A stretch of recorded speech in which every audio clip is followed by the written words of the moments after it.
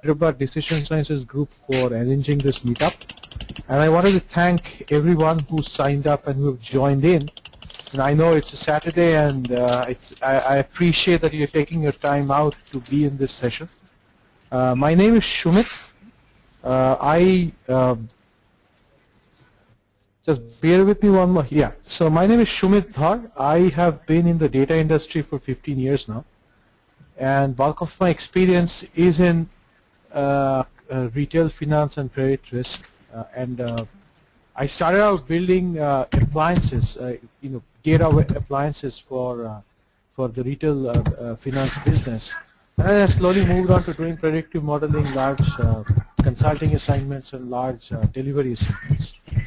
And I am very excited about what big data can potentially do for the banking area. I'm very excited about what predictive analytics can do for the banking area. So a few days back, Surya and I got together, and we sort of started talking about what we could do more to bring forth some of the capabilities and some of the more recent developments that are happening. How we could potentially excite the audience, right? So, I was going through the folks who have, who have signed up for this meetup, and there is a remarkable diversity of people. Most of the folks, as is true in Hyderabad, are very strong techies. So, what I intend to do in this particular conversation is talk more about the evolutionary business models in banks. Which kind of brings, the banks to the edge of big data, right? And talk about, how this is all emerging and how the organizations can benefit from them, and use some examples which I think are great use cases of how big data technology can be leveraged, right? And basically, kind of talk about some micro examples and then basically roll it up on the top. So as I speak, you have to excuse me, there's something wrong with my with the PowerPoint. It seems to roll off on its own. But as I speak, right, so we will kind of try to segue into different points, and I do expect questions from the team here. And my idea would be that we would do the Q&A session at the end, in terms of responding to any questions that you might have. Now, when I started thinking about doing this presentation, I wanted to kind of use a very nice, slim picture to kind of capture what all was happening in the emerging business models in banks. The banks, as we all know, last, I think, 10 years, a decade has not been the best situation in the banking industry, whether it be the retail bank industry or it be in the investment banking industry. And a lot of the global banks today are trying to double their annual revenue from 4 to about 8%. They're trying to improve their profitability to about 6.5%. And they're trying to do that at the same time, they're trying to reduce their cost of service by about 20%. And that's kind of the kind of the mandate from from different consulting companies who are kind of talking to them and kind of advising them. So the way I wanted to, and this infographics here that I am presenting is a great way of capturing what all is happening.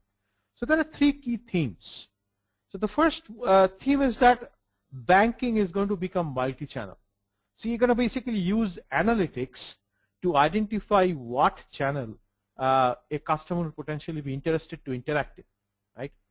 It's going to be multi-channel in a way that it's very integrated. So it's going to be very advanced, which basically means that what you do on an IVR, on an ATM, or on a mobile bank, or on an app, etc., is all going to be, all effectively is going to create one environment of data. Just excuse me, I'm not sure what's happening.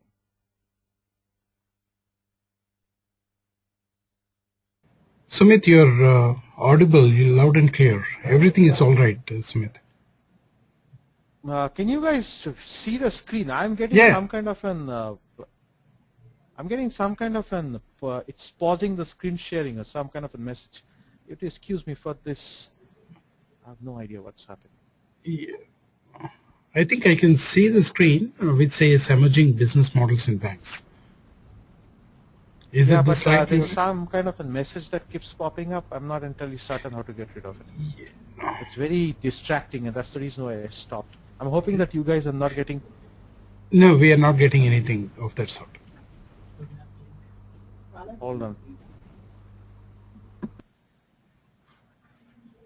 All right, so sorry about that. I'm not entirely certain what happened, but it seems to have gone away on its own. So just going back to the conversation, right? So so basically having advanced multi-channel integration, having analytics which goes across all customer touch points and customer behavioral data, doing real-time interactions. There are a lot of platform companies that have come up which are now doing customer servicing, which basically means that as and when someone comes in on an IVR or an chat window, you essentially know what value proposition to give them.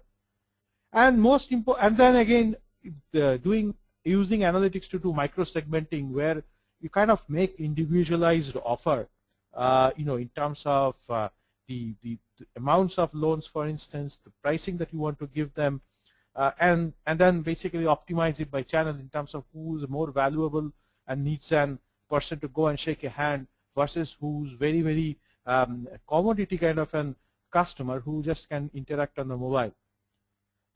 By and large, there's a lot of focus on doing a lot more advanced analytics in risk and giving internal advisory services to the bank.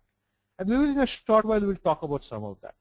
The second change that we will see, which absolutely pushes banks into the edge of doing big data work, is socially engaging bank. Now, in the past few years, we have seen that there has been a lot of issues where the banks have kind of, if you will, quote-unquote, violate the trust of the bank, which basically means that it's now become imperative for the banks to be a lot more transparent. It's imperative for the bank to regain the trust.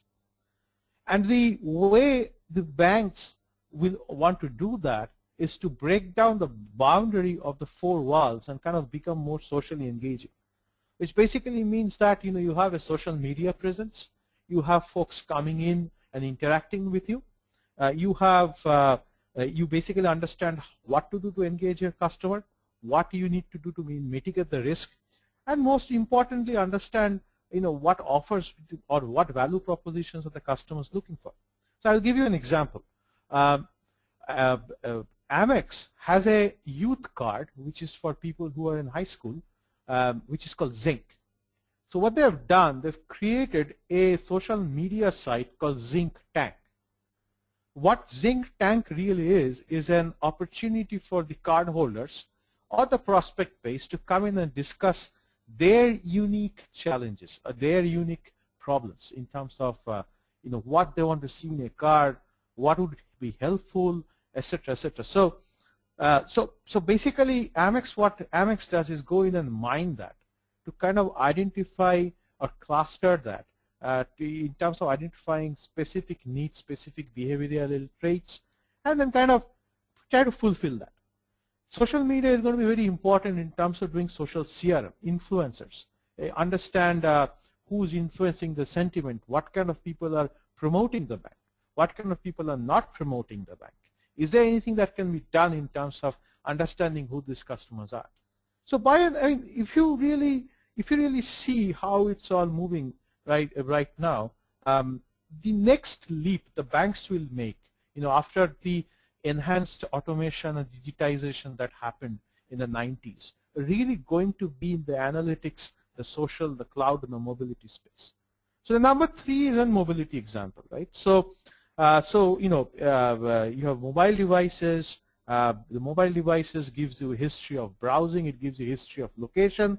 It gives you opportunity to do near field communication. And one great example of NFC is things like Google Wallet or one of my ex-clients in the UK, they had introduced a product called Tap and Go, which really was if you are going out in the railway station, you're buying your donut and your coffee in the morning, and you want to pay and you don't have cash, you just basically go and use your card to tap on a particular device, a sensor device, to kind of say that you've transacted any amount, maybe a couple of pounds or a pound, or a very small amount, basically goes and hits your credit card account.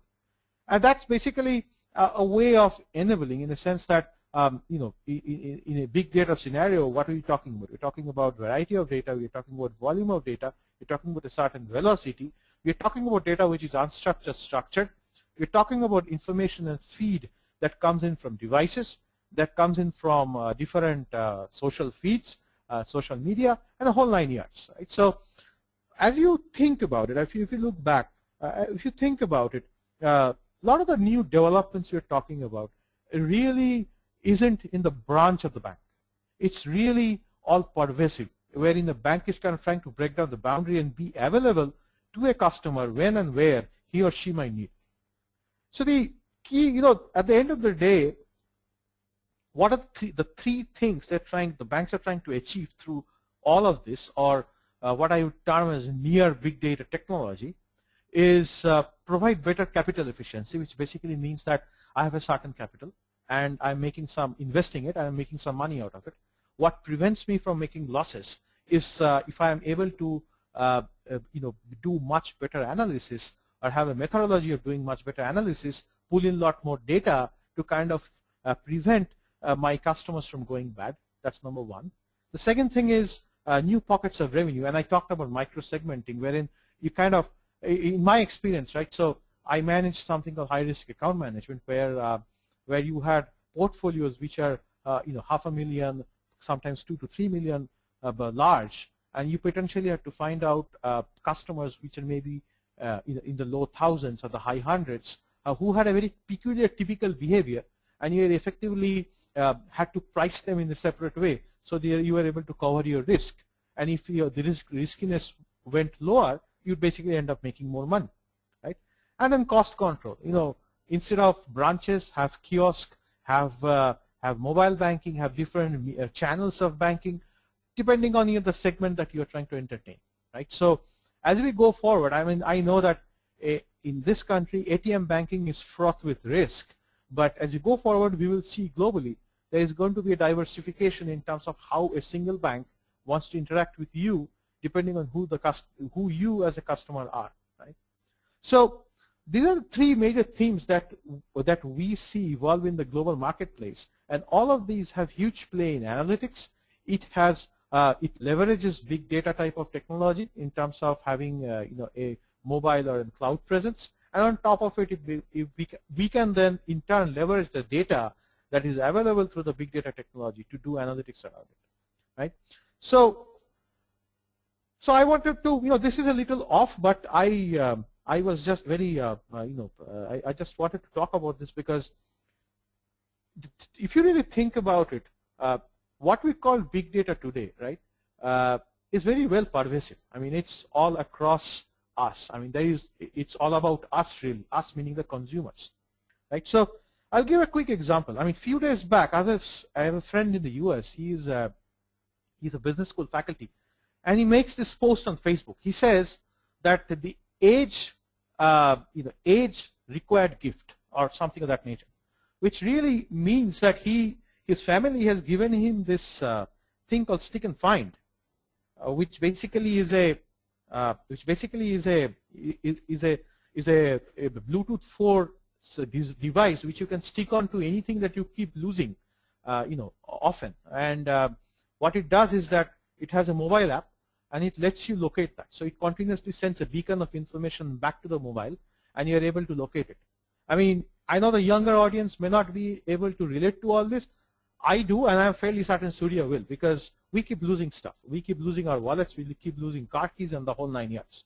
Now, you know, why am I talking about this, right? So this is a great example, a very small example of what big data apps and devices and information looks like, right? Because it has an app to it, it has a data component to it, because it is basically an unstructured streaming data component to it, because it's sending in information back in terms of the location. And it basically has a user onto it, like someone like me or my friend who's kind of using it, right? So if you take a step back, what you will realize is that it in effect is capturing information such as frequency of loss, meaning how many times have you been losing this, how much time it takes me to find a lost object, and so on and so forth. It may not be applicable for banking, but I assure you, assuming that the users of this device give preference or give permission for reuse of this data, I can guarantee you that there might be this data that you collect individually on a mobile phone or on a smartphone. I assure you that this probably going to be used to predict neurological disorders in professionals who are getting older, right? So today, I might be sitting in a cluster where my risk is lower. In day after tomorrow, I might be sitting in a cluster which might be higher, and potentially it could tell me what disease I might end up getting, right? And then how quickly I'm going to get.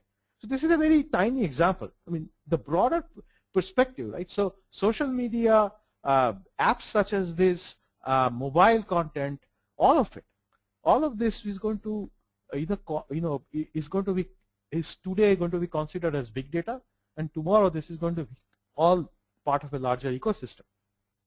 So on the right hand side, if you look at this little cartoon, what it basically says is about mobile traffic. Mobile traffic is going to grow 10 times in the next 6 years, right? So today, mobile traffic is about 1 exabyte a year, and by 2019, it's going to be 10. Asia Pac is going to see the largest growth in mobile traffic, about 11 times, right? There is going to be number of users is going to become many-fold, from 1.9 to 5.6 billion, about 4 times. And a lot of the new type of data that we will find in mobile traffic is video. Now, there is going to be this app economy is such that I think a lot of people are just sitting there and innovating what new can be done using all the data that's there. I mean, I don't know whether you guys have read this. Yesterday, there was a press release in which the CEO of Google, Eric Schmidt, he says the data is the future.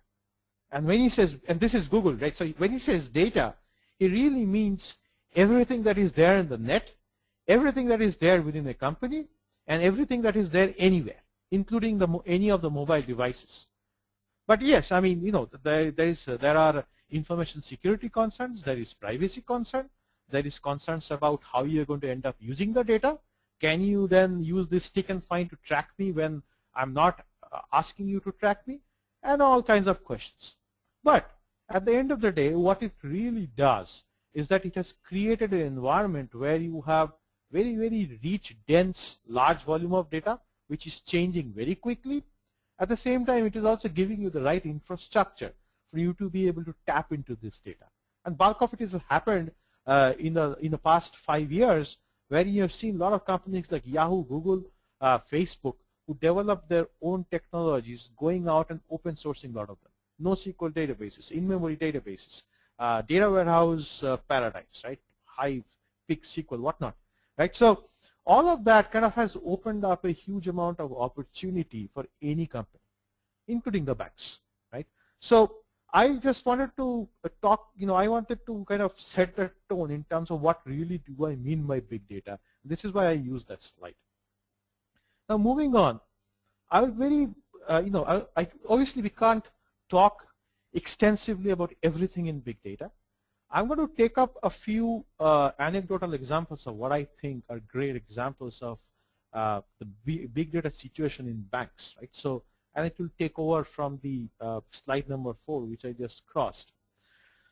Now, one of the things that I want to be very clear is that personally, I consider large data warehouses that many of you have helped in design and deliver and manage to be extensively a part of this whole, or the core of this big data ecosystem, right? So folks who work for GE know that there is a GE data warehouse called CDCI, which has driven a lot of risk of management analytics, a lot of marketing analytics in GE, and I know that there are people, I don't know whether we have GE folks on the call, but I know that the large teams in Bangalore and Hyderabad who actually helped design and deliver that. So we're not going to talk about that. Instead of talking about this terabyte size databases, I'm going to talk about this whole new emerging areas that are coming up, which the banks ought to be able to leverage, right? So, let's start with the channels. So right now, I think online banking, mobile banking, and IVR banking, which is more interactive voice response, is very, very, especially in this subcontinent, I think it's a very, very key growth area. In 2012, the mobile bank, it seems in India, banking activity or mobile transactions have grown by 85%, which is a huge number, right? So, I mean, the truth is that today, I mean, almost everyone has a smartphone, right? Some people who can afford have iPhones and iPads and whatnot. People who want to keep it less expensive, they always got the Chinese clones to go after, but that's there. I mean, if you really look at it, the number of people who have mobile phones is a higher proportion than the number of people who have bank accounts. So if you move on to payments, I mean, payments has seen huge amount of, evolution in the last n number of years. I mean, there was obviously bank-to-bank transfer, which was slow and sluggish, and many of us have done that. Then, there was PayPal, which is leveraging a credit network to make the payments. And PayPal was secured, and PayPal was something that had become popular. It didn't have its own payment network. It was leveraging a Visa or a MasterCard, or a MasterCard or a credit card in itself, but it was useful. Then there was the mobile networks, right? So M-Pesa is out of Kenya. If anyone has a Vodafone, you probably know that M-Pesa was released in India by Vodafone. So there is an interesting proposal here. The reason is that there is about 800 million customers who are mobile customers in India, and they are growing. There is about 200 million banking customers. So there is a 600 million customer who are unbanked but have a mobile phone. They need financial transactions and payment services as well. So this is an interesting segment where it's unbanked and underserved, and banks today really cannot afford not to get encouraged or not to get excited about that. I mean, I'm not sure how many have seen this, but Axis Bank actually has a little app and a device which goes on a smartphone through which you can use a through which you can swipe a magnetic card and make a payment. So these are some of the consolidations that are happening. On the right-hand side, you see a new logo called Foursquare. So one of the guys who started Twitter started Foursquare as a new means of payment. So what Foursquare does is that Foursquare actually uses social network to make the payment. So it doesn't have a mobile network, or it doesn't have any other any other devices to it. It basically has it basically uses Twitter network or Twitter relationship to make a payment. So I mean, imagine where the evolution has where it has come through, and it's at a point now where you make financial transaction based on trust, which is the good old way, right? I mean, the Silk Route and all that, which is like 2,000 years back, where you paid money to someone who was very far away just based on trust. So now you have the electronic network, the trust-based network, and this entire evolution. MIT Tech Review actually calls Foursquare as an disruptive innovation in the payment space. So a few months back, MIT Tech Review came up with the top 50 disruptive innovation, and financial services Foursquare was quoted as well. Now, social media is obviously something that we all know, and there is a whooping amount of data that's getting generated. 30 million Facebook pieces and about 400 million tweets every day. And banks today are trying to leverage all of that. Understand the sentiments. There are people who are predicting stock market prices based on Twitter, the mood on Twitter, whether people are happy, people are unhappy, and then what does it have to do with the stock market? There is a PhD thesis on that, believe me. So these are a lot of exciting ebullient areas that are coming up, and these are data. I mean, even 2 years back, 3 years back, nobody would talk about this kind of data sources, and the reason they wouldn't talk about it is because, one, there wouldn't be enough capacity to handle all that. Two, because you didn't have techniques to analyze that kind of that kind of data. 3, because there was it requires very specialized skills which was not generally available. So all these 3 problems I just talked about, the following 2 lines that you see, data service and infrastructure as a service, seeks to solve, right? So data services platforms or data as a service, I think is really new and a key concept that every business is going to get excited about. These are really cloud-based platforms which lets you download data, access data, or do analytics on data. So let's take some examples. Now, I probably should have said this earlier, but as a caveat, I mean, the logos you see here, I mean, I'm not like subscribing to them, or I'm not saying these are the only ones. These are just representative logos that I've put in for the ease of the conversation, right? So Kaggle is a data services platform which allows you to do crowdsourcing analytics. And we will touch upon what that means a little while later, which basically means you have an analytical problem and you have a solution, which is a status quo solution. You're not happy about it. Now you want to do more innovation. Unfortunately, you may not have the resources or the time or knowledge of the techniques. Therefore, you want to kind of get the people from the public come in and solve your problem, right? So that's a new concept. This is a new, if you think about it, it's a new paradigm. I mean, this kind of stuff was not there earlier. It was not there even, like 4 or 5 years back. Right now, it's very exciting. Then there are age-old sources like FICO. FICO is a credit scoring a scorecard organization which basically provides credit scorecard to different banks. So what does it mean? It basically aggregates, accumulates a lot of data from different financial service organizations, builds a credit scorecard for every customer or every prospect, and then publishes that. So if you have in the US, you have a social security number, you will surely have a FICO score associated with yourself. And then people like Experian, TransUnion, and the banks purchase that score and build their own analytics on top of that. So this is like a data provider. Ginip is a new, this is a new age business model. What they do, they basically have data API pipes to get data from a bunch of different social media feeds or social media sites. There is Facebook, there is Twitter, there is a bunch of Tumblr, the whole 9 yards. I mean, they handle 4 billion data points a day, which is huge. And if you wanted to do any analytics where you wanted to use social media feeds, this would be a first stop. Now, infrastructure as a service is very interesting. The reason being that a lot of the times the question that you'll get is that, oh, I know what I want to do in big data.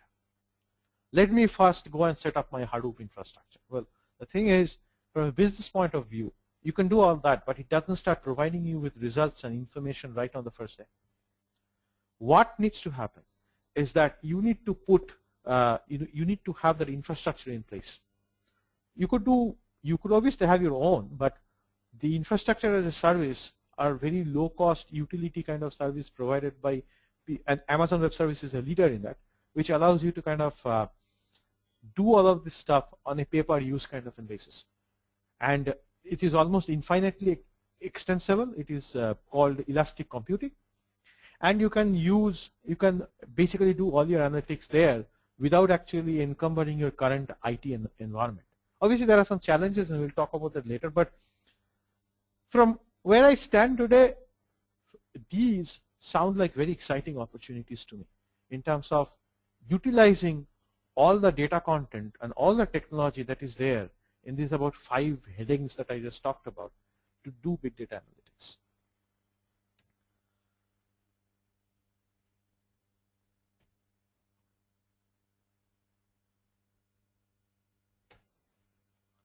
Okay, so what I will do now is we will talk about how we leverage and some kind of a framework.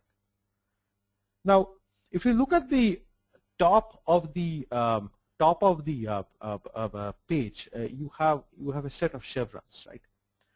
And it's basically talks about a data-driven management reading.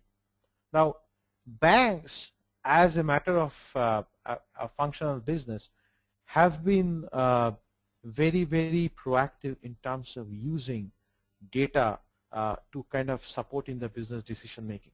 Some of the early examples, so in the credit card industry, in the early 80s, there was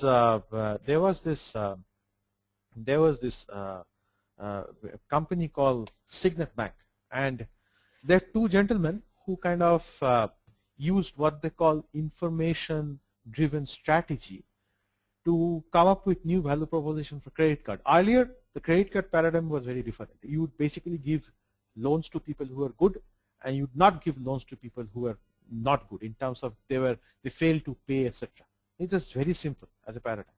So these two gentlemen, Richard Fairbanks and Nigel Morris, they came up with a strategy of saying that, look, the people who are kind of not able to pay or are only pay minimum balances, they end up paying a lot of interest at the end, and we'll use that to kind of build balances on their card and revolve them and make money. And lo and behold, that was the start of a company called Capital One. And this is the kind of the rhythm that they were following. You basically use data to discover, you measure, and then you have a business strategy. You measure that, you monitor how your business strategy is moving on, and then you manage it. So there is an entire, this is all, and typically discover and monitor phase are the ones where you need a lot of data-driven decisioning that you do. So this was a very exciting, area that got started. In terms of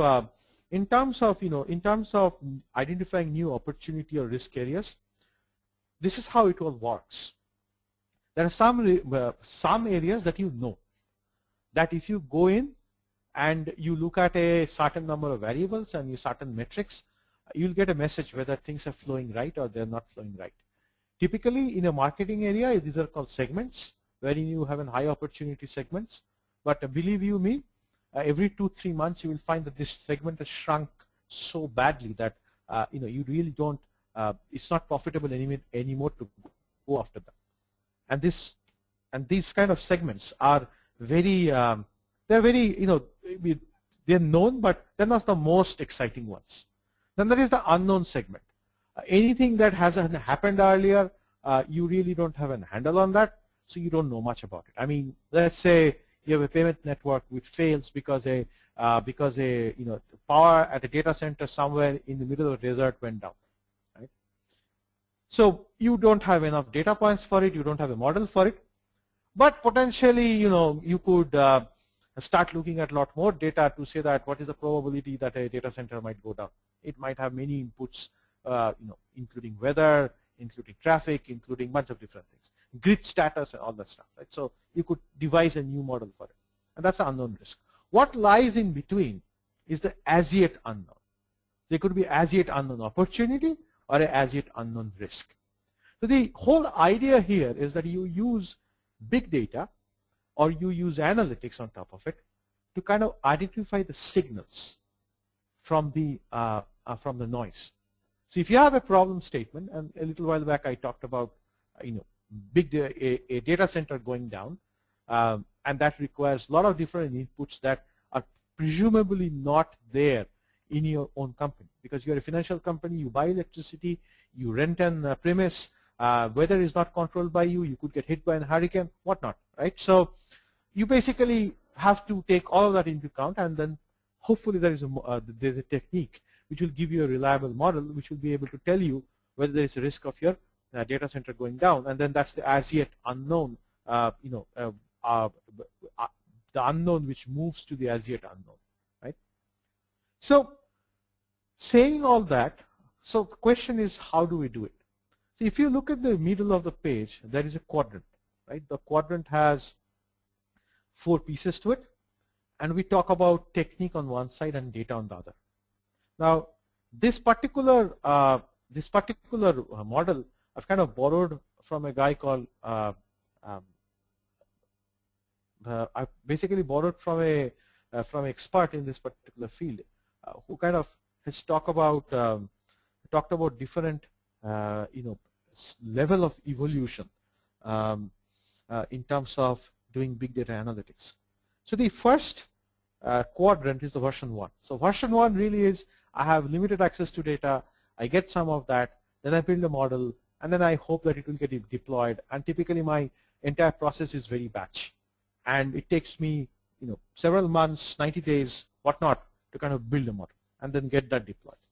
So that's a very traditional data source, traditional approach in the whole 9 yards, right? So that's the model that is there. And basically then there is this intermediate approach, which is version 2. So in version 2, what he says is that you have internal data, you have external data, which is some of it is varying, some of it is not, which is more on the big data side. You have some facets of crowdsourcing innovation, where you're bringing in new technique, you are kind of getting experts to come in and look at it. And then you're building some of it, which is now getting incorporated into processes and all that. So it's a one level up. So that typically happens if you have a lot of data and you're using traditional techniques or using advanced techniques on traditional data, right? So there is a mismatch, a mix of it. The version 3 is really the blue one, and there is a typo right there. It should really be version 3 and not version 2. So this is the most high end of the analytics framework or journey that it typically has been identified.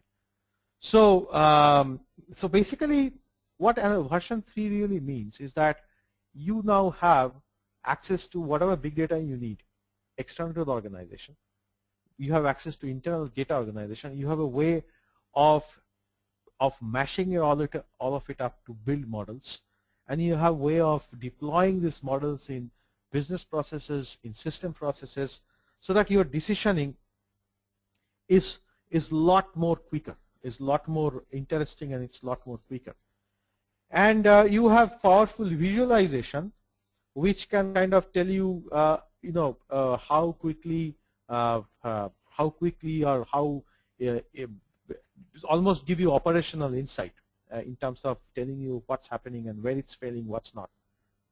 And coupled with all that, what we see as we move to version 3 is a emergence of a new breed of professionals, who are called data scientists, right? So version 3 and version 2 are moreover characterized by advanced techniques and big data that can drive deep and relevant insights.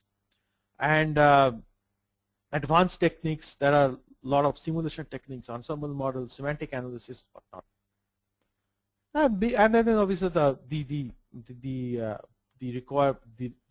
big, what is considered as big data.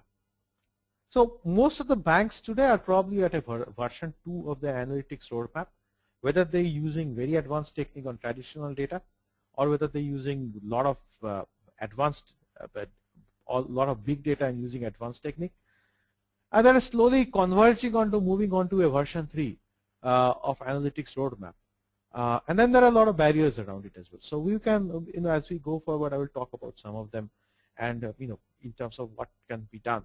The truth is that banks have regulatory and compliance mandates, which they have to fulfill in order to be able to stay in business. And a lot of that requires that you have customer information which is archived or backed up or kept live for a period of 10 years, 15 years, 20 years, or even going 5 years back. You need to have them ready, available right away, and these are all mandated compliance. So a lot of the times the IT organizations are so encumbered just running the basis of the data delivery and the basis of this entire compliance related process that it's sometimes very difficult to go out and talk about version 2 and version 3. But if you look from a business standpoint, I think a lot of business leaders today who are kind of looking at taking it to the next level, and they're willing to kind of be experimental about it in terms of how they do it.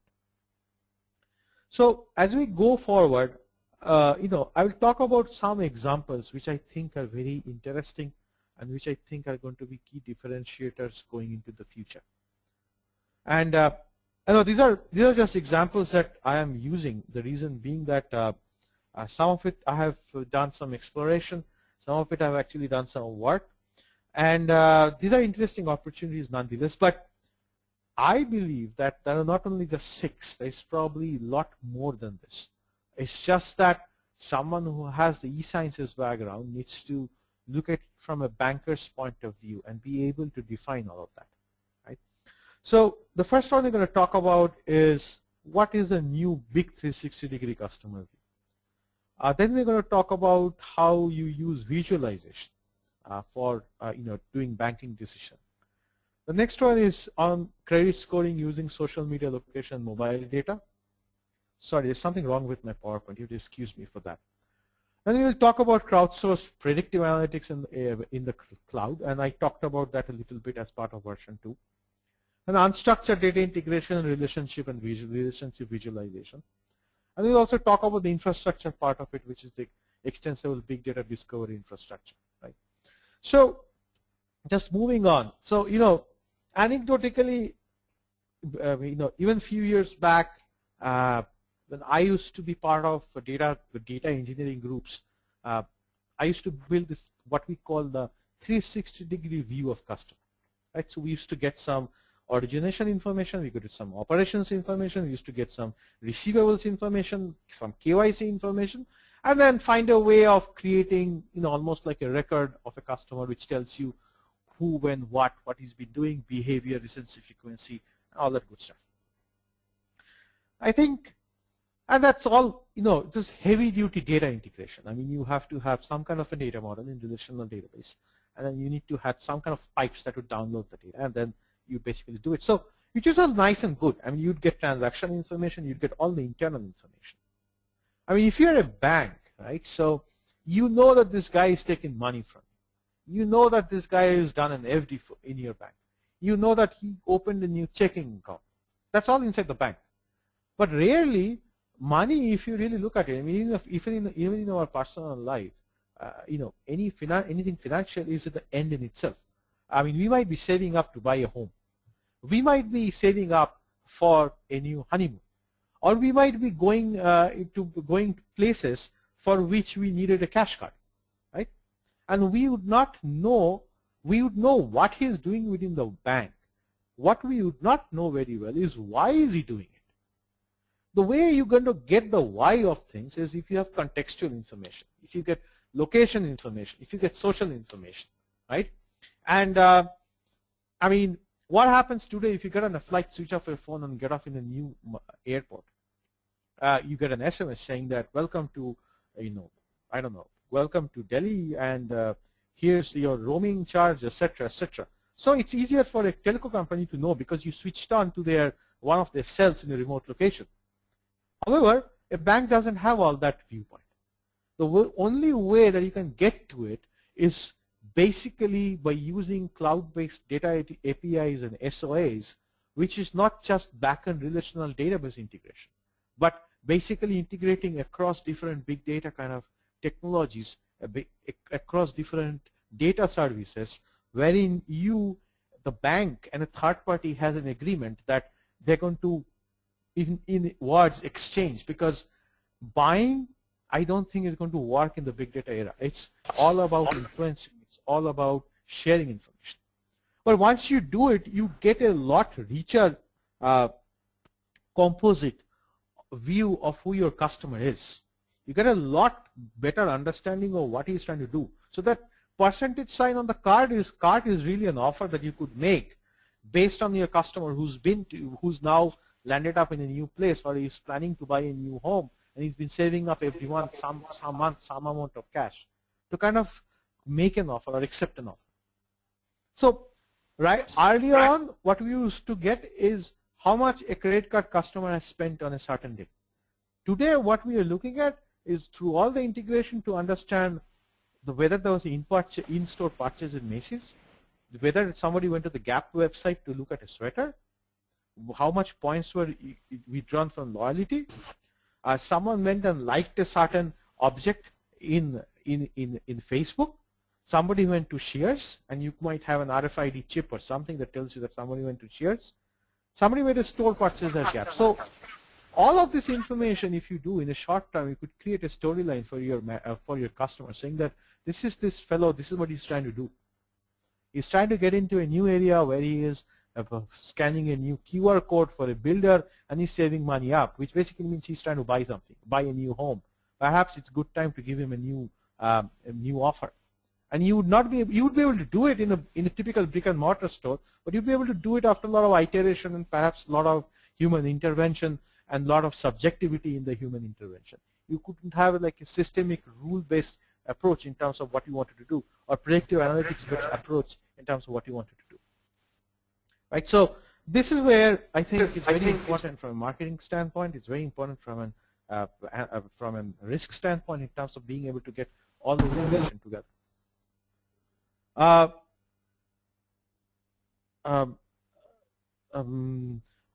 Sorry, Surya, is there any questions right now that I need to take, or should I continue talking? Yeah, let's continue, Sumit. We will take it at the end. Okay. All right. All right. So if there is a Surya, I would appreciate if you just ping me in the event. I'm running out of time, or we are going overboard or whatnot. So that would be really appreciated. Right. So moving on, I'll talk about a second opportunity, which is big data enabled visualization. So today, what's happening is that there are a lot of internal information, like here you're talking about risk rates and delinquency buckets. And there is external big data APIs. In this example, the Google Map, by which you can identify the geographically how your bad balances has accumulated. Right. So if you look at the map at the bottom, there's a map of California which shows bunch of very large red dots, which is like the obviously not the best kind of delinquencies, and you see that there's a lot of them.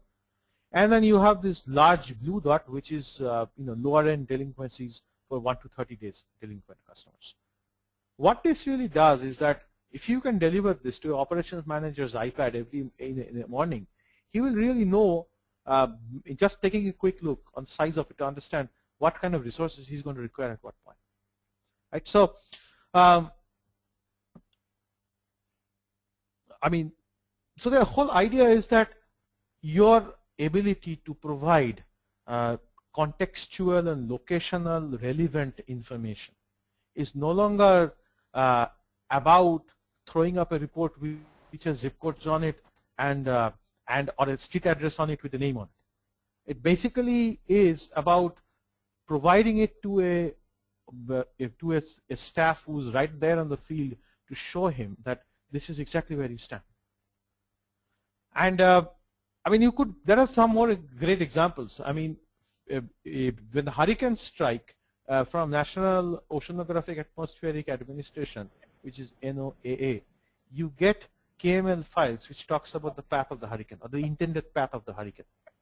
What insurance companies today do is that they use that, they understand what is the severity pattern, they overlay that on their properties and pick all those up and score them in terms of understanding what is the potential loss or claims they would be hit with into the next week or the next month or whatnot in terms of the hurricane passing through them. And this is a real example. Right? So there is a lot of interesting stuff that's happening. I mean, a traditional bank is now getting interested in geolocation and information thereof, which you would not expect a bank to kind of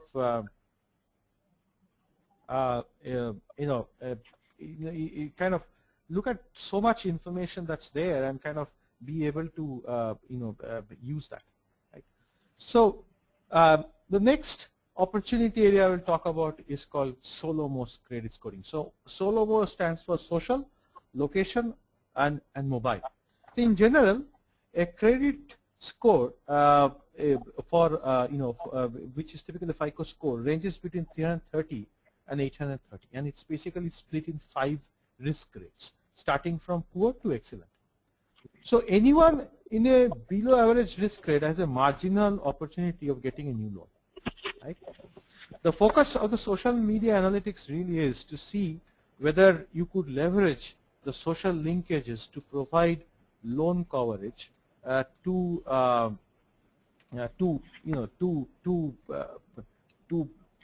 individuals who don't really have the best credit history. In the US, something like a FICO score is highly regulated, and under an extensive law known as the Fair Credit Scoring Act. Now the social media connections and online activities may be used for determining credit worthiness, but it will never be part of the credit score. So there is a lot of developments in this area.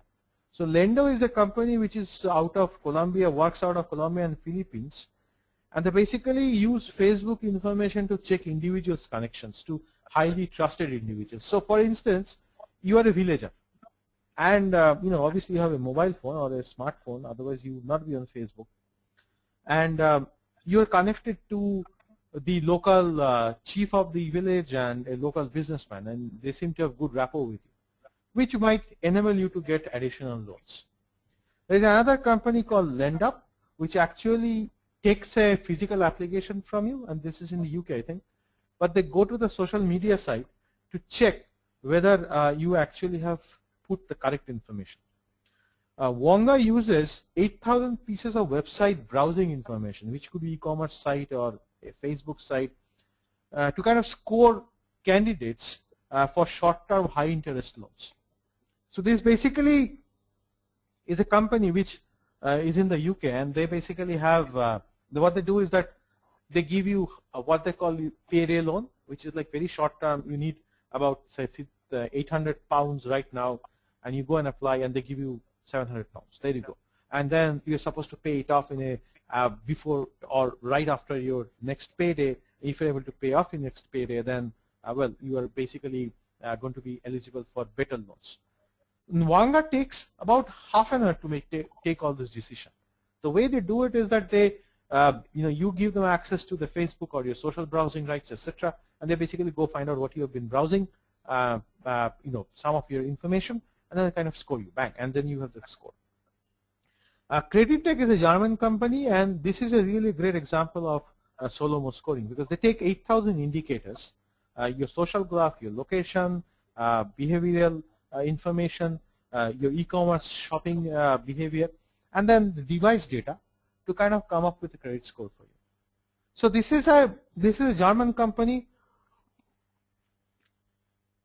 and this is a very interesting example because they're already there in terms of using social media in providing all of that.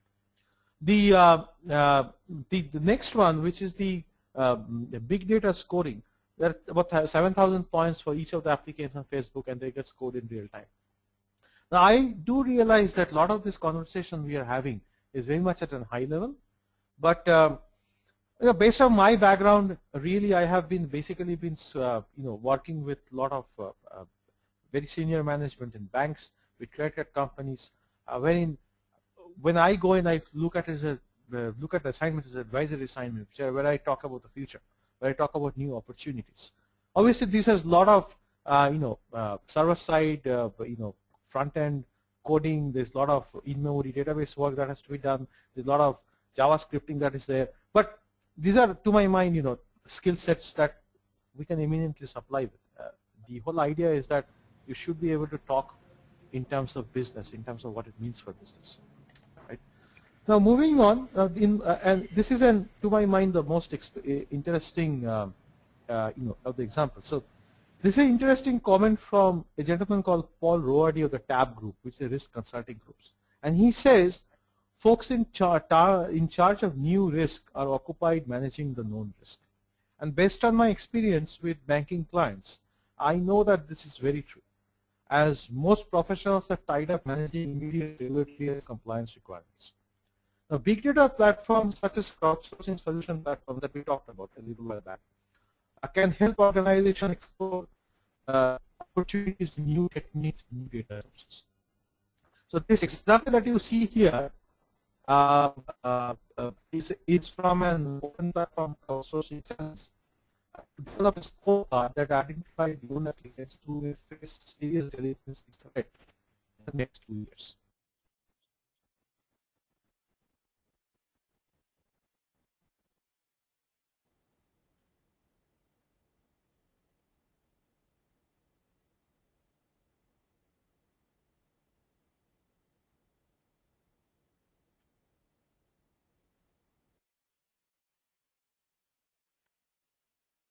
The high risk areas, and this is if you wanted to differentiate between the low risk and the high risk area, you'd find that this is fairly nonlinear, meaning that it basically looks like an ellipse.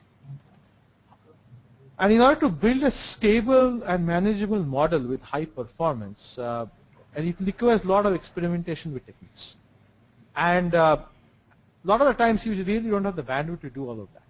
However, in a crowdsourcing platforms, you have a lot of people who come in, who have machine learning algorithm background, computational background, or data scientists for that matter, who have this whole background in e-sciences algorithms, which might be suited better. So therefore, instead of experimenting internally with some of these innovation problems, where the failure of risk is high, you have to get very specialized manpower.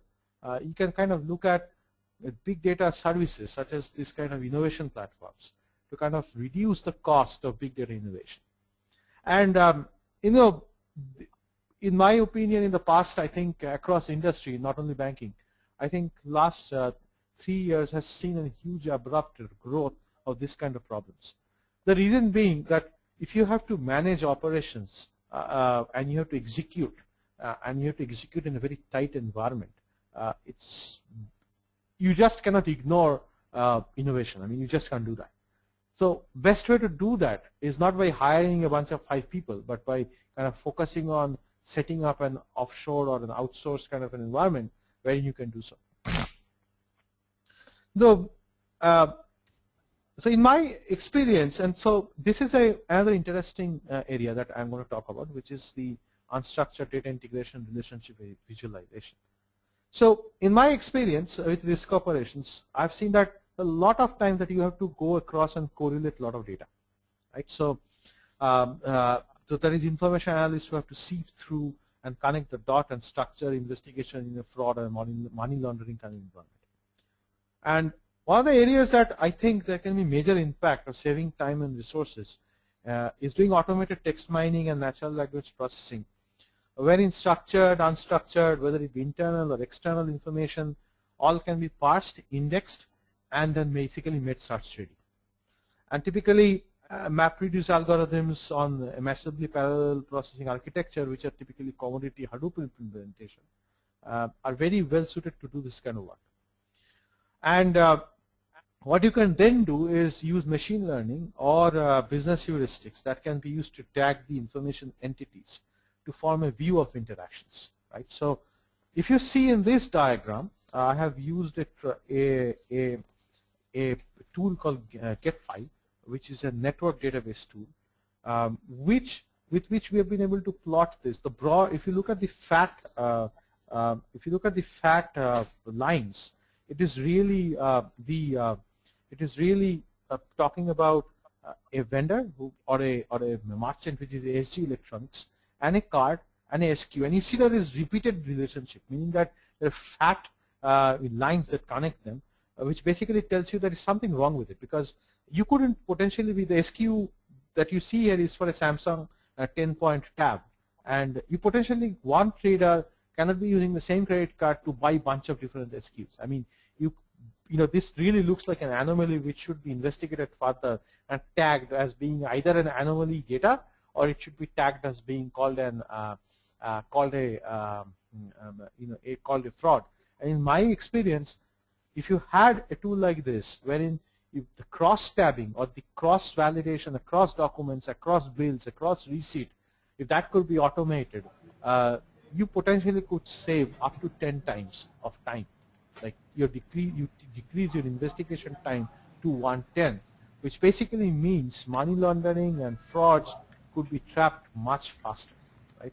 So this is, to my mind, a very exciting opportunity that I see using big data technology and big data ecosystem.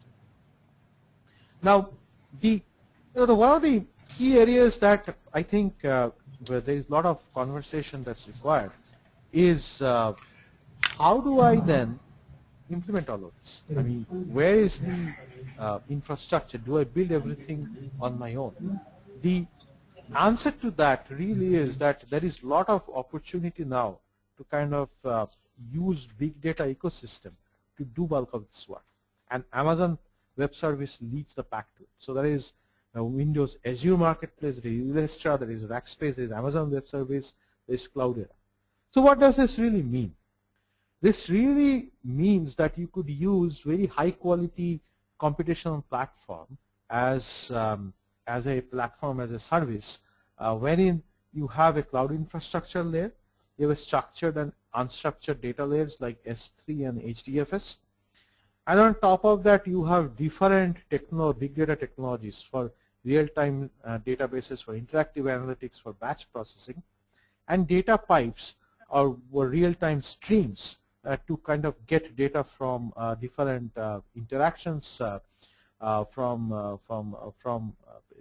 devices, sensors, and social media site, and then you have data visualization on top of that.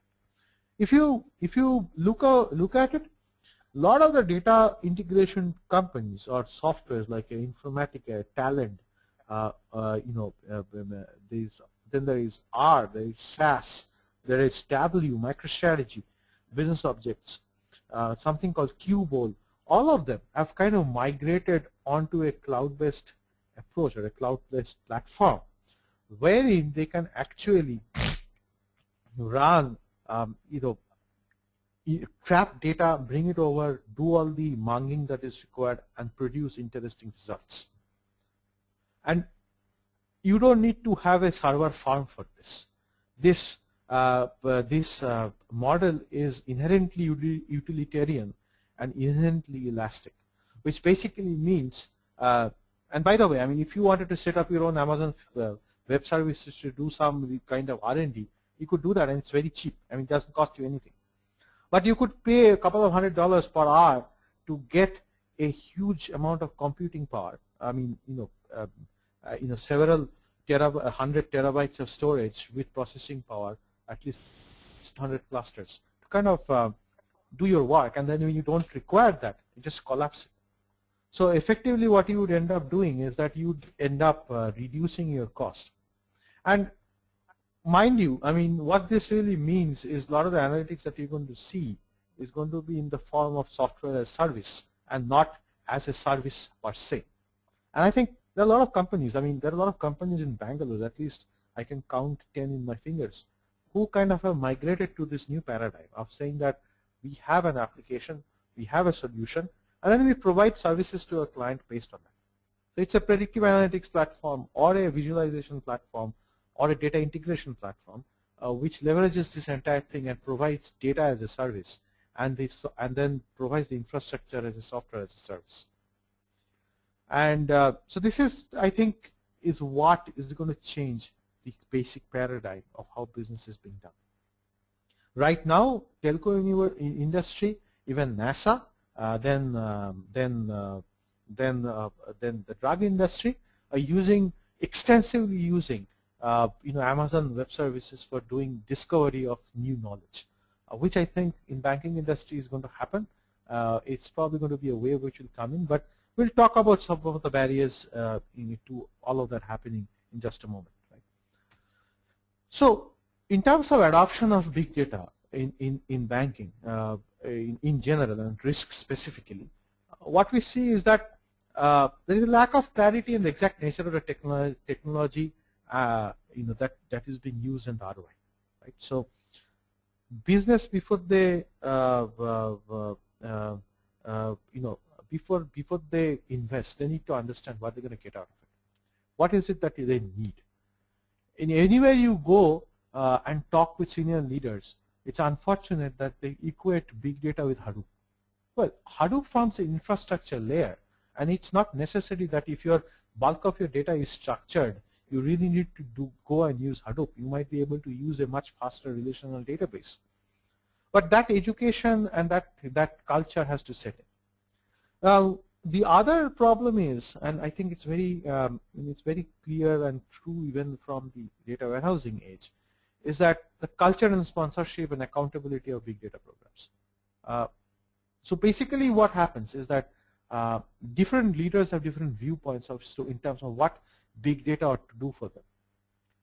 The best way to drive this is to have what you call a project management office, which would get together and kind of sit down, understand what is required, what is currently there, what is the And drive it strategically, not drive it saying, okay, here's a dollop of data and let's build a report. It really should be saying that what is the strategic business imperative? What is the strategic goal that we have? If the goal is to increase our net income by a certain percentage, where does the net income come from? Is it through attracting new, younger population on the social media? If so, then what is the social media platform we need to get into? What are the compliance regulations issues around it? And you have to think through it as if you're going to run a new business. And then what analytics and what technology we need to get into. If we get into all of that, what is the expected ROI? And then syndicate across all leaders in the business to understand how do you want to drive it. And take it from there. Banks have a critical lack, a shortage of skills. I think which is where a lot of the folks like us, who are, we are senior leaders in services organizations, consulting organizations in India, have a role to play. The role here, and I think, the Hyderabad Data Sciences Group, I mean, I think that's where one of the key imperatives are, is to kind of build that skill set to that level of saying that, you need someone who understands JSON files, who can kind of take it and do the analytics around it. We have someone who can do that. And typically, my experience is that you have someone who's unique. People are going to look at that person as a unique person and then use that person's skill set. And you build an entire paradigm around it. The ability to do that really comes in the confidence you have, the kind of people that you're building or the kind of people you're trying to work with. And that's very, very important. And that's a critical gap that kind of, needs to be plugged. And a lot of us who are in the industry kind of work with senior management in the US and work with people offshore to kind of bring that. There are certain aspects of the regulatory environment which prevents, which is averse to cloud-based kind of solutions. So they would be, if you had to do something which had to handle financial data or customer identifiable data, there are a lot of rigmarole around what banking regulators like, the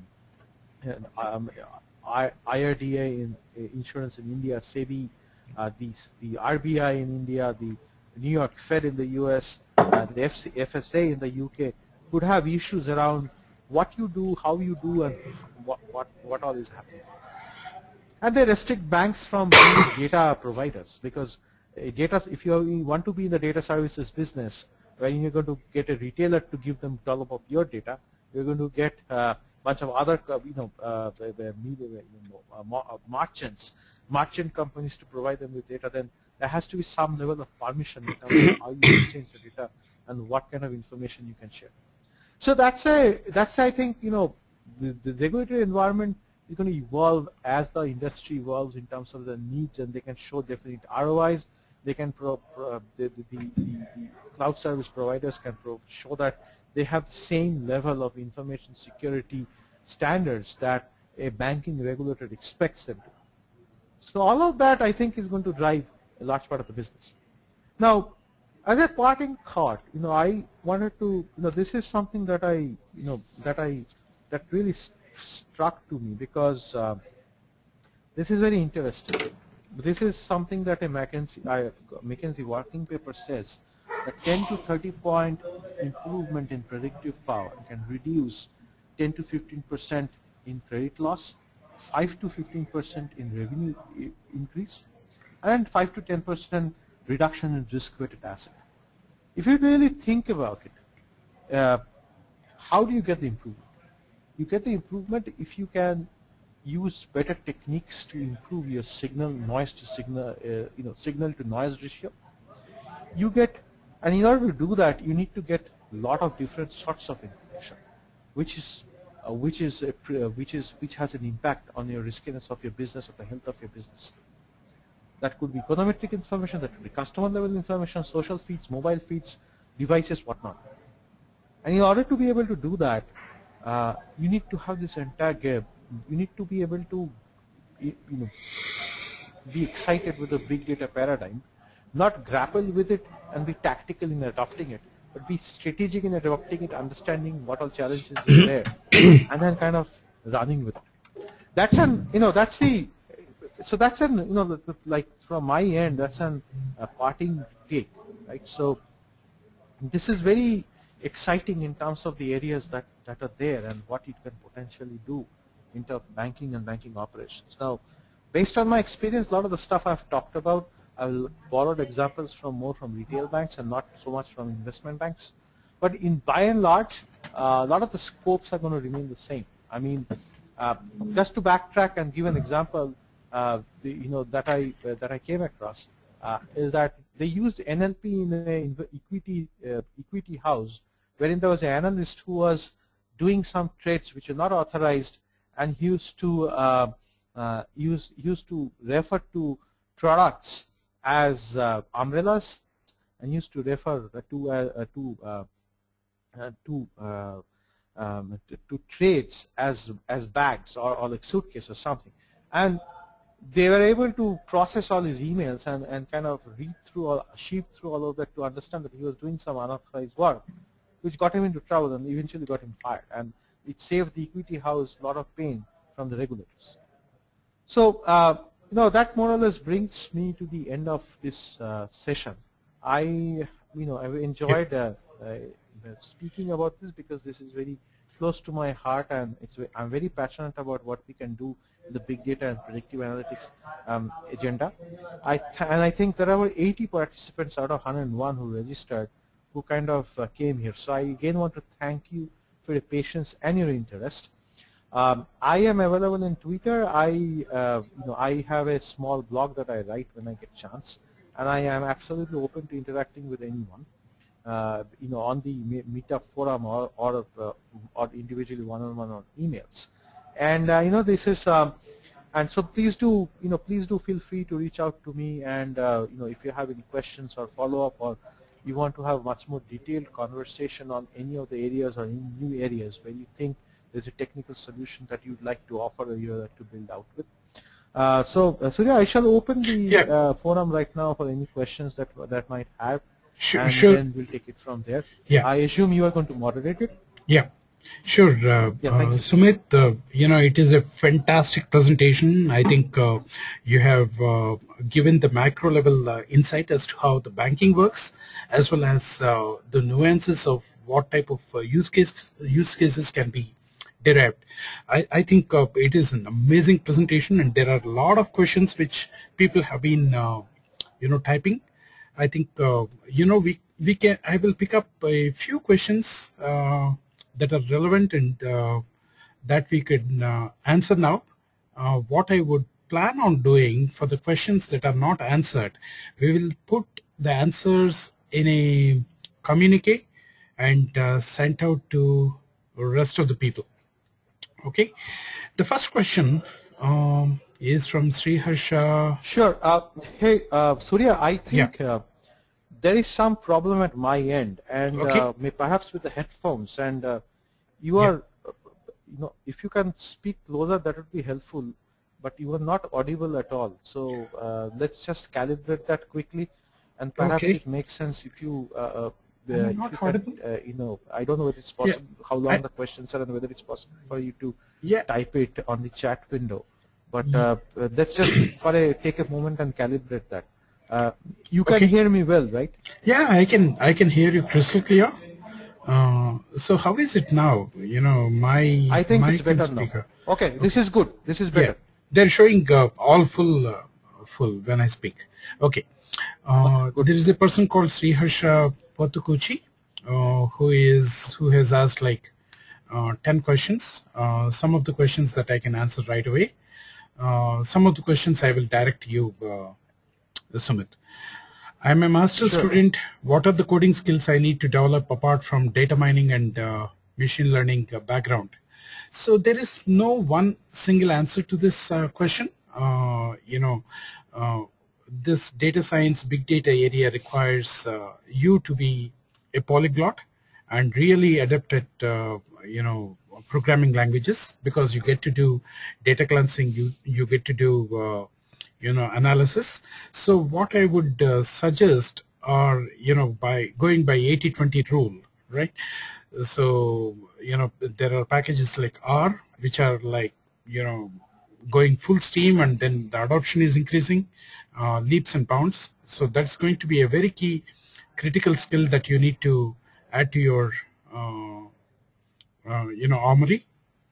The other one on the programming side is Python, or Scala, or now upcoming Julia. There are some programming languages like this which are very, very good for data processing of medium-sized data. And if you skill it up, then you have the entire Hadoop world showing up with you.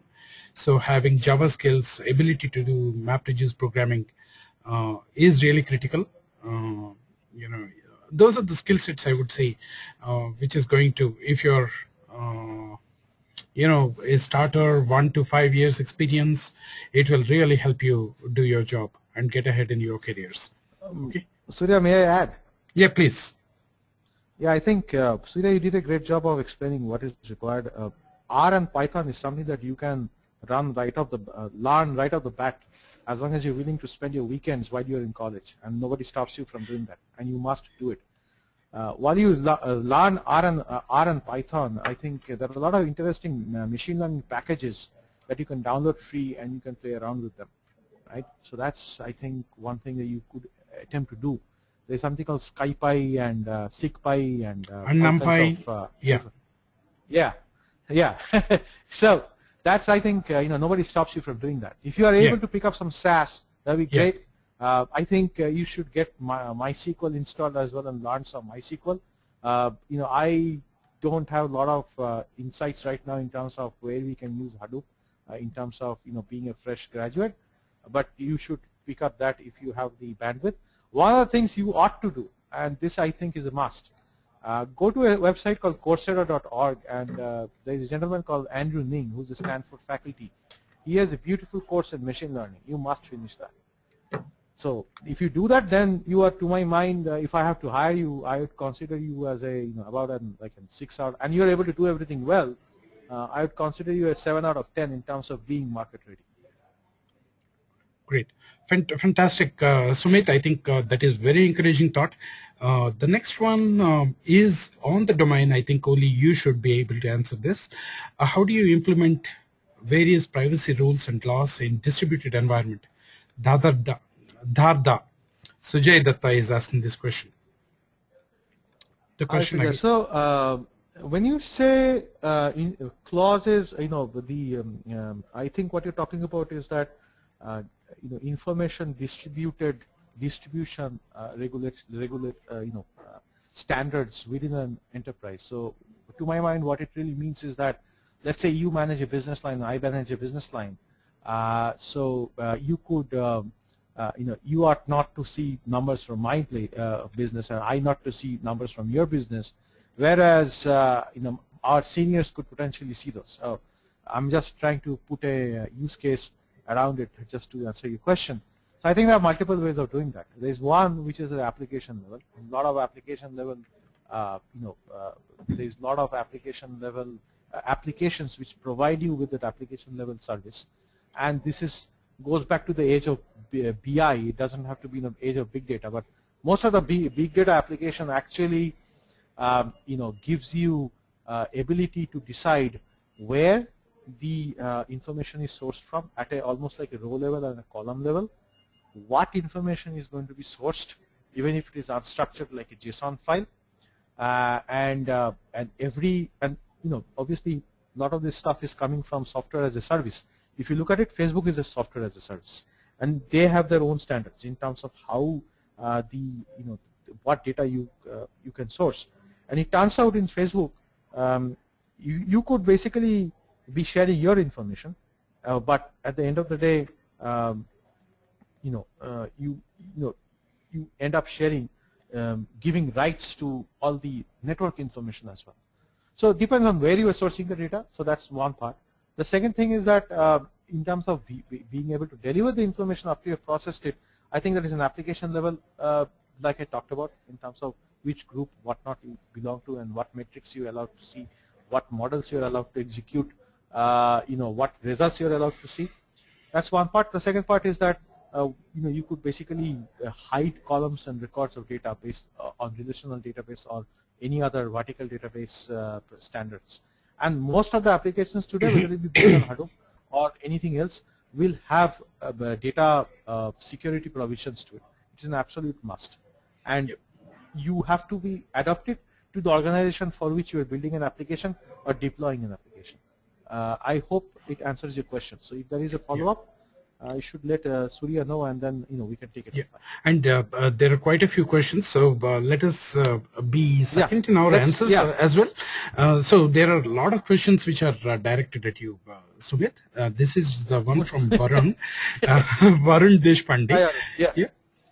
So it says a lot of countries have a central bank like India's RBI and US Federal Reserve. How does big data help these central banks? It would be helpful if Sumit can give us a use case or an example as to how it could be used. I think it's a thought leadership on demand that Varun is asking of you. Yeah. So, regulatory bodies set up standards, right? So they tell you that this is what you ought to do, and that's about it. Yeah. I don't think, let's say, let's take for an example the Frank Dodds Act in the US. So there is a Fair Customer Lending, Consumer Lending Act. So it basically tells you, who ought to be able to get a loan, and you're not allowed to profile people, what kind of interest rates you're allowed to provide, and all of that. Now look at a situation. You as a bank, I am a bank and you are a consumer, and you come from, let's say, one of the neighborhoods in Cincinnati where people are known not to be the most prosperous, but you are an innovative person, and you want to start your own software company. You come to me for a loan. You say that I have 5 guys who are going to work with me. Can you give me $100,000? And I now give you $100,000, and I give you and I decide, you know what, this guy, I don't like him, so I'm going to charge him extra 2%, and I go and give you 2%. What you do, you come to a website, Facebook or wherever, and you basically write on saying, great, I got this loan at this percentage, or something thereof. Wouldn't it be great if a regulator could sit down on his laptop, see a map, and essentially find out that what the threshold of loans given that were in different parts of the country? And basically you have red indicated if you basically been overcharged, or a yellow indicated if you're within 10%, or a green if you've been undercharged. So the point here is that first of all, when you start, it could be another application wherein somebody is trying to track money laundering activities or terrorist activities. If you know of a company called Palantir, Palantir is a West Coast company which does exactly the same kind of work that I talked about network graphs. What they do is that they take all kinds of databases, all kinds of documents across the globe, across different organizations, and basically build indexed word types, wherein a user can go in and tag words together. And visually they are able to interpret how money laundering schemes are operating.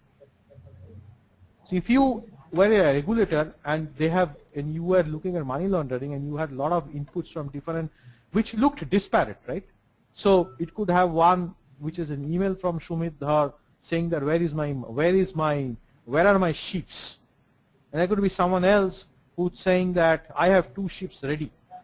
The ship could mean anything. The ships could mean packets of $1,000 notes, or they say India maybe call it coca, or it could mean some packets of contraband. And if you are able to mine all of that and you're able to link all of it, it becomes it becomes an ecosystem which you can actually see, and you can visually inspect and decide whether there is an event happening which is not in line. Now you will not find a lot of published, at least I have not seen a lot of published big data kind of examples. I think there was one in information management newsletter, but I don't think there's a lot of examples around that. But if you look at slightly changing gears, the FDI, which is in the US, right? The FDI approves drugs for specific use. And they approve drugs for either treating cancer or treating a specific type of cancer.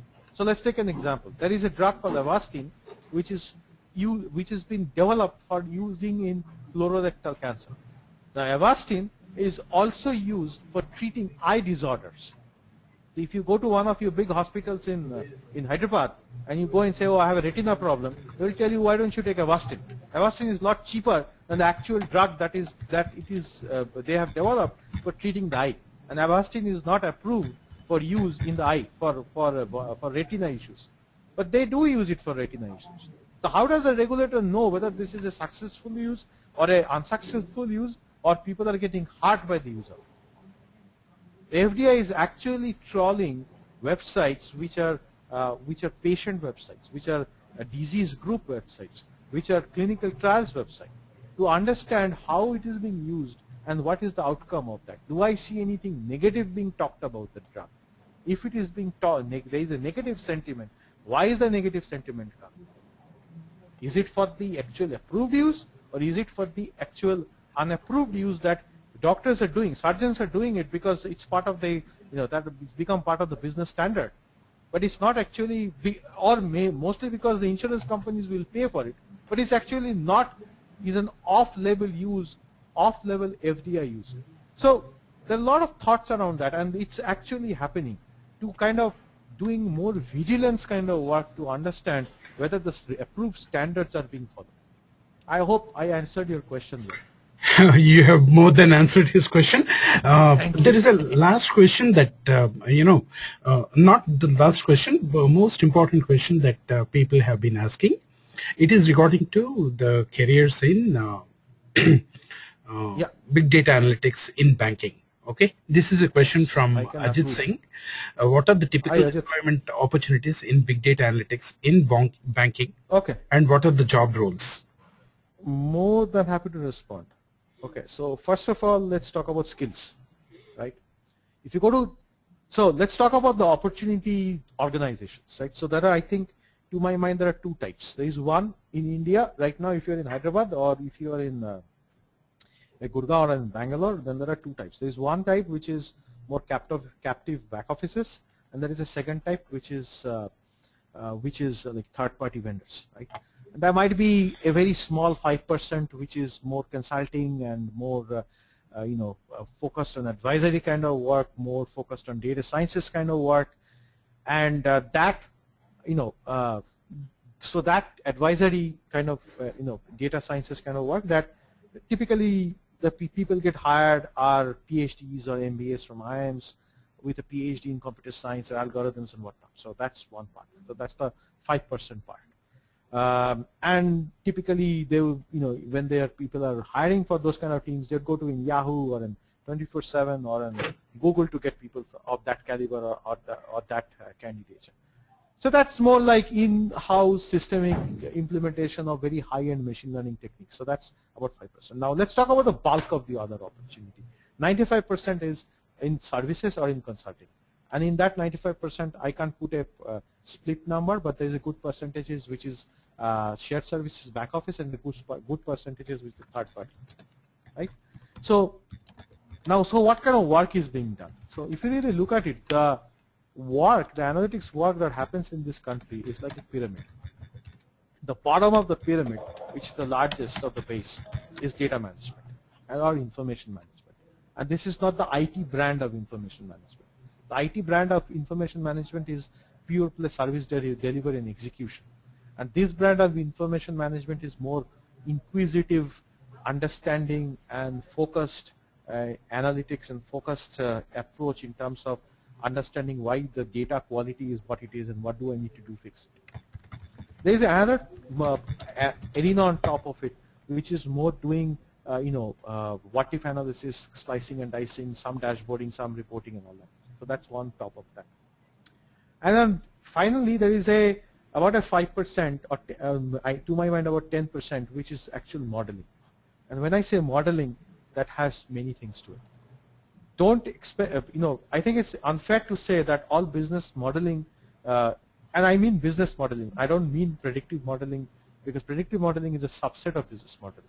And in business modeling, what you might be doing is that you could use heuristics to say that if my bad rate went down by 2%, what would be my what leverage I would have to give additional loans or decrease my APR. That could be a modeling problem. You could be also doing predictive modeling by saying that who's going bad, or where is the market opportunity, where is my micro segment. So that's about 10% of the work. And our top layer is really advisory in terms of saying that what is it that you can do to optimize based on all these activities that you did, starting from data management to modeling. What is it that you can do to optimize? Right? So that's very advisory kind of work. And I will keep that piece away as well, because that typically requires very high-end people who are kind of consulting with a consulting kind of a mindset and consulting background, who's not the most quote-unquote analytics resource that I am talking about. So for the rest of the work, you need to be a quote-unquote data guy. So you need to have that ability to eat, breathe, and sleep data. You need to have the understanding of doing, large data volume handling, relational database skills, Oracle or a Teradata. In banking, if you want to do a career in banking analytics, which is more providing offshore service to the banks, let me assure you, bulk of your work is going to be in SAS. And what do I mean by that? Not just running a few comments in SAS, but someone who can actually write optimized codes in SAS. So very hardcore SAS programming. So that's very important.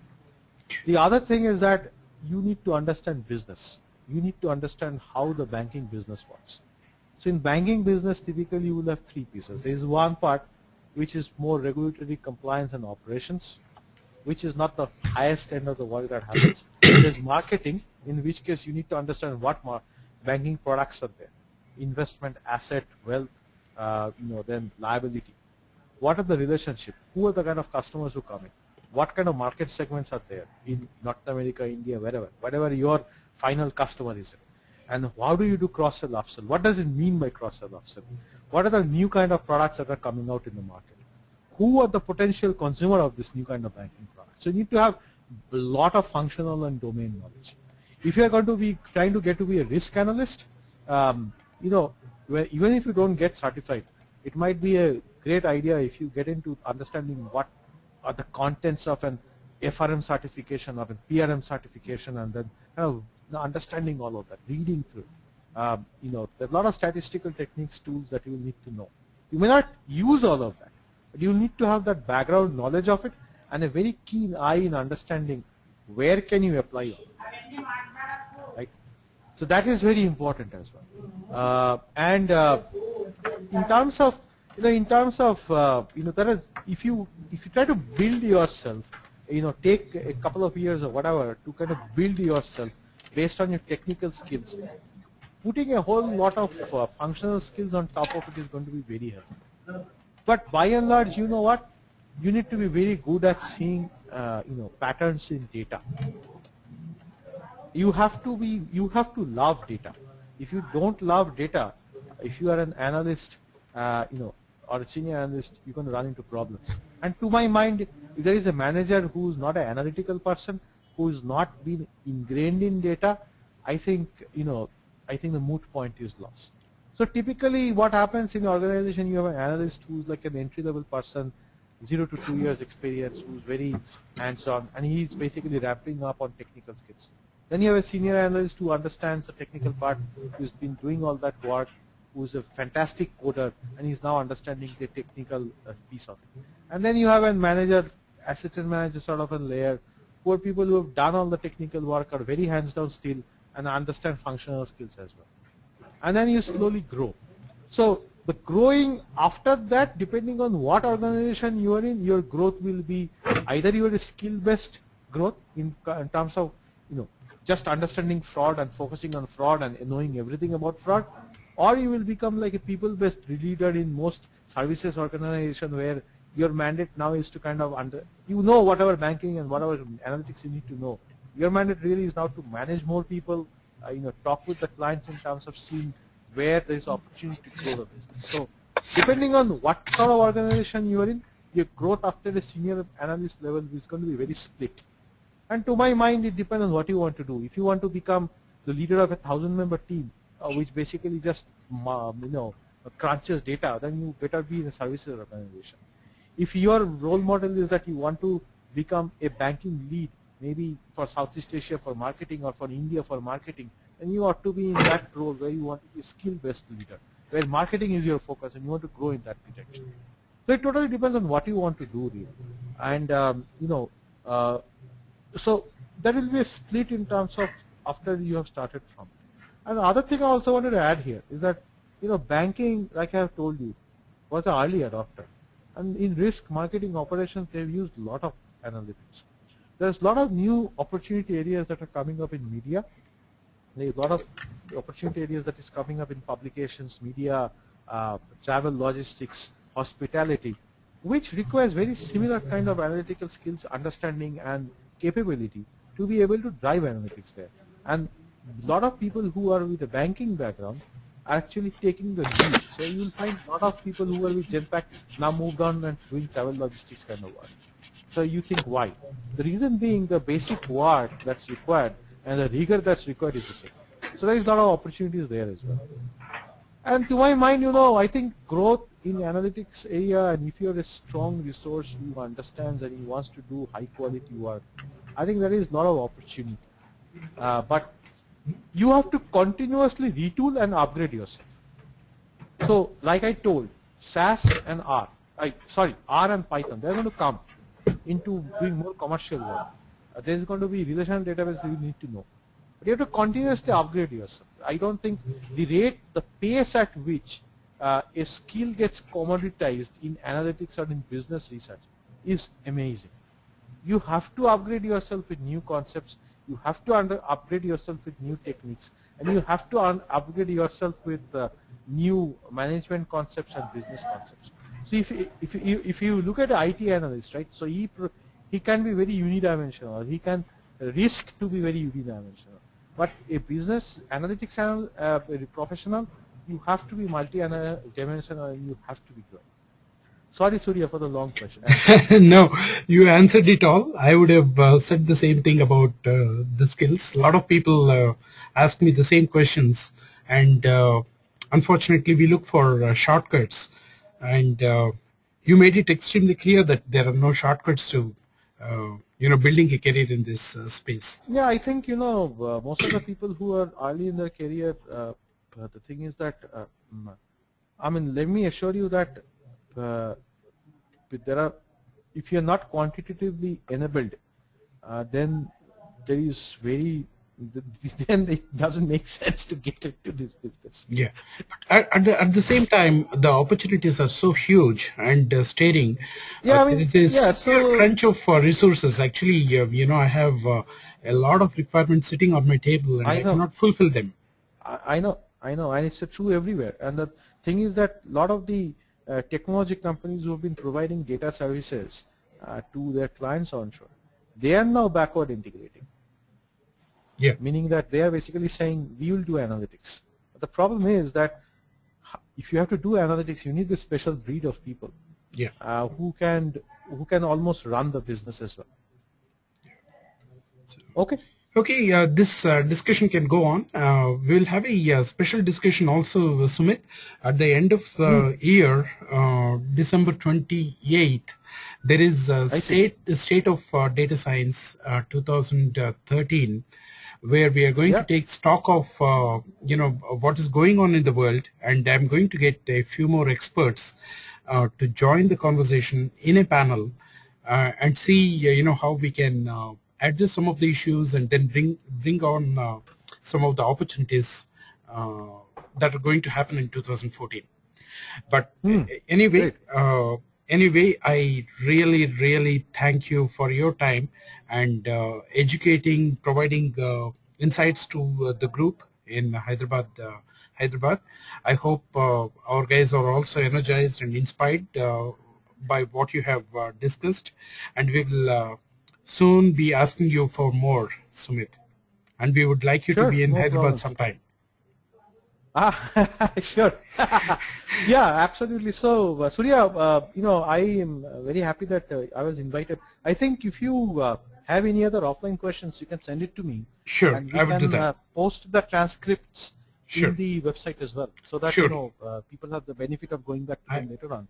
Yeah, I would certainly do that. If you have a transcript already of the conversations we had in terms of my responses, if you send it to me, I will manicure them so that they can be put in a proper manner. So you send me the balance question and the existing transcript, and then I will take a look and I will clean it up for you. Sure. We would do that, and I will send out a communique to the rest of the group. It's very, very interesting conversation we had. My couple of hours is spent extremely fruitfully. Thank you very much, Sumit. Thank you guys for Thank you so much. your time. Yeah. Thank you. Bye. Thank you guys. Bye bye.